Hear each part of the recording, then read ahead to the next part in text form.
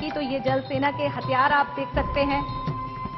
ये हथियार लगाए गए हैं, एक डेमो दिखाने की कोशिश की गई है। ये विमान वाहक है सेंटोर क्लास, ये देख सकते हैं आप, डेमो तमाम रखे गए हैं, एक झलक दिखाने की कोशिश की गई है। ये जल सेना में प्रयोग किए जाने वाले हथियार हैं जो हमारे वीरों के द्वारा प्रयोग किए जाते हैं, हमारे सैनिकों के द्वारा प्रयोग किए जाते हैं। ये आप देख सकते हैं चक्का है ये, जो कि अकुला द्वितीय क्लास का है। तो ये तमाम वो हथियार हैं जो जल सेना में प्रयोग किए जाते हैं।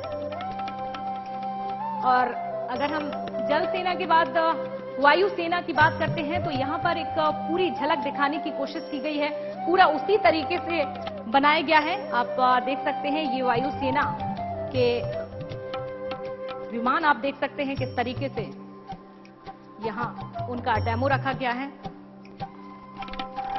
और मैं कहूंगी कैमरामैन से, तो जरा इस वाले विमान को भी आप दिखाएं किस तरीके से ये प्रदर्शित किया गया है, ताकि आम लोगों को इसकी जानकारी मिल पाए कि कैसे हमारे सैनिक वायु सेना में प्रयोग करते हैं इन हथियारों का। अगर इसकी बात करें तो वापती, आप जो ये नजारा देख पा रहे हैं ये वापती का है। और अगर हम वापती विमान की बात करते हैं तो इसकी सबसे पहली उड़ान जो है 1927 में हुई थी, और उसके बाद 1932 में इसका निर्माण होता रहा। और आपको बता दें वहीं 565 वापती बनाए गए हैं अभी तक। और वायुसेना मार्शल अर्जन सिंह वायुसेना के उस युग के वरिष्ठ और महान पायलट रहे हैं। अगर उस वक्त पायलट की हम बात करते हैं तो वायुसेना मार्शल अर्जन सिंह वायुसेना के उस युग के वरिष्ठ और महान पायलट रहे। तो वापती single Bristol Jupiter radial engine से संचालित था। उसकी एक झलक यहां पर दिखाने की कोशिश की गई है। उसके चालक दल के पास सामने से फायरिंग के लिए विकर्ष मशीन गन होती थी, तो ये मशीन गन दिखाने की भी कोशिश की गई है। और साथ ही आपको बता दें पर्यवेक्षक के पास लुइस गन होती थी। तो ये वापती का मॉडल बनाया गया है, तो आप देख सकते हैं। और वायुसेना के बाद अगर हम बात करते हैं जल सेना के विमान, तो हमने हथियार आपको बता दिए हैं। अगर थल सेना की बात करते हैं तो थल सेना का नजारा भी हम दिखाएंगे। आप एक बार और वापसी का नजारा देख सकते हैं किस तरीके से। और यहाँ पर ये थल सेना का नजारा है। तो ये जो हथियार प्रयोग करते हैं हमारे सैनिक, उन हथियारों को यहाँ पर रखा गया है। एक झलक आपको यहाँ पर दिखाने की कोशिश की गई है, ताकि आप समझे कितनी मुश्किलों में हमारे सैनिक इतनी दूर देश की रक्षा के लिए रहते हैं और इन्हीं हथियारों का वो प्रयोग करते हैं।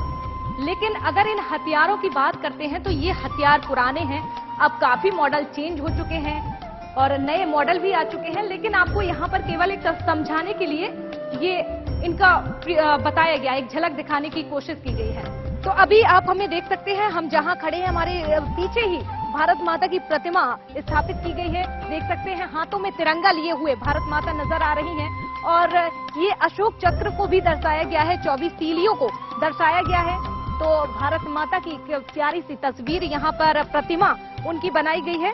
ये शौर्य स्मारक के अंदर जब आप आते हैं तो ये यहाँ प्रतिमा देखने को मिलेगी, हाथों में तिरंगा झंडा लेते हुए।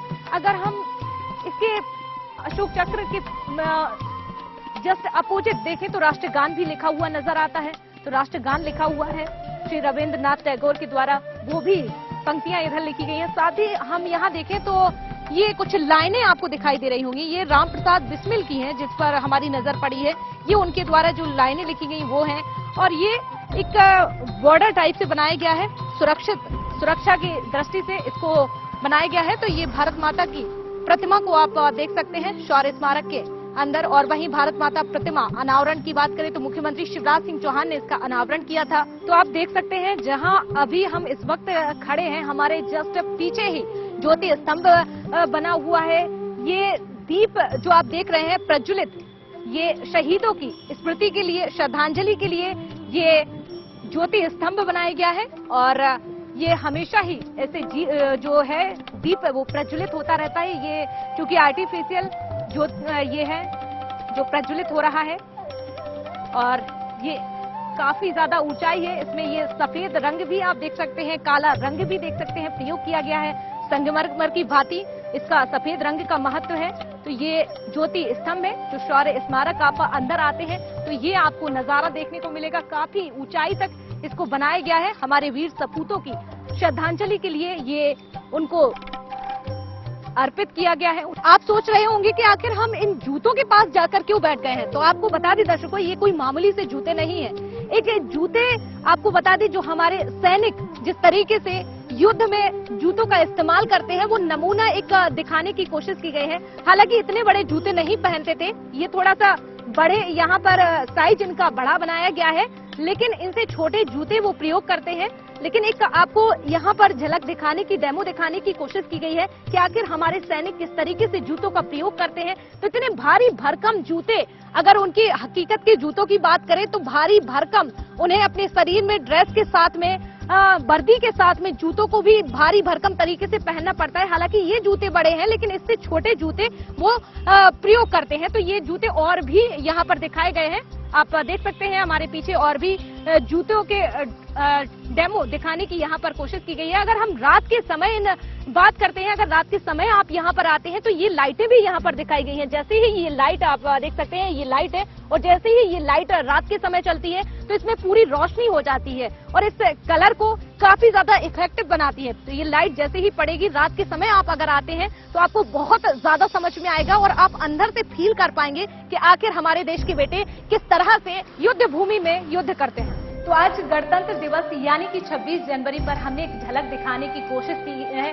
आपको वीर सपूतों के बारे में बताने की कोशिश की है, आखिर कैसे उनकी याद में शौर्य स्मारक को बनाया गया और तमाम वो तस्वीरें बताई हैं कैसे देश की सेवा में, रक्षा के लिए अपने प्राणों को निछावर कर देते हैं हमारे वीर सपूत। और आज गणतंत्र दिवस के अवसर पर वो तमाम तस्वीरें आपको दिखाने की हमारे द्वारा कोशिश की गई है। कैमरामैन आमिर के साथ साक्षी गुप्ता, TV 27 न्यूज, भोपाल।